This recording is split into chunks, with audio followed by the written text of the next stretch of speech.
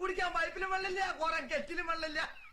ഈ രാഹുലിന്റെ കല്യാണക്കാര്യം ആലോചിക്കുമ്പോ നിന്റെ കല്യാണം രാഹുൽ പരസ്യമായി ആദ്യമായി പ്രപ്പോസ് ചെയ്ത ഒരാളുടെ അടുത്താണ്.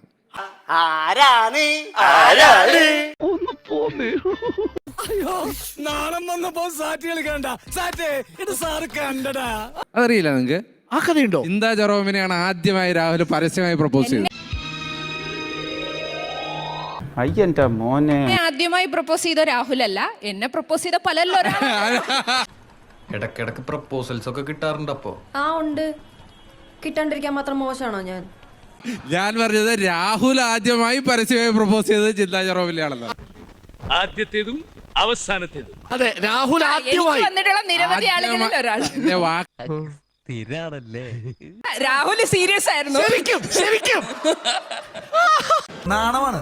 മുത്തശ്ശന്റെ അതേ സ്വഭാവമാണ്. പക്ഷെ 16 മക്കളായിരുന്നു മൂപ്പരും. ചിന്ത ശരിക്കും ഇഷ്ടമായിരുന്നു ആ സമയത്ത്. ഇഷ്ടല്ലേ? ഇഷ്ടല്ലേ? ചിന്ത ആർക്കും ഇഷ്ടമല്ലാത്ത. ഞാൻ കേട്ടത് സത്യാണോ? മാധവൻ എന്നോട് ശരിക്കും ഇഷ്ട? പ്രേമം കുറേ വർഷമായി. അപ്പം 2016 തോന്നുന്നു. 17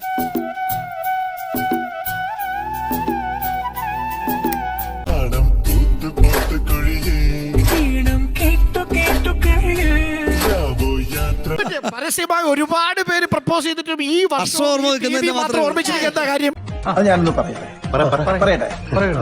എന്നെ പ്രപ്പോസ് ചെയ്ത എല്ലാവരുടെയും വർഷവും തീയതി എനിക്ക് ഓർമ്മ. ചിന്ത കല്യാണം കഴിക്കുന്നുണ്ടോ ഇല്ലയോ? രാഹുലിന്റേതായ ഒരു പ്രത്യയശാസ്ത്രത്തിൽ വിശ്വാസമുണ്ട്. അതെ. ഞാനും വളരെ വ്യത്യസ്തമായ, ഞങ്ങളുടെ രണ്ടുപേരുടെയും ആശയധാരകളും പ്രത്യയശാസ്ത്ര ധാരകളും വ്യത്യസ്തമാണ്. അല്ല, എന്റെ എല്ലാ മാനവും പോയി. കേരളത്തിൽ മാത്രമേ പ്രശ്നമുള്ളൂ. കല്യാണമൊക്കെ കർണാടക നടത്താം. അരുണേ, ബാക്കിയുള്ള വിലയും കളഞ്ഞു.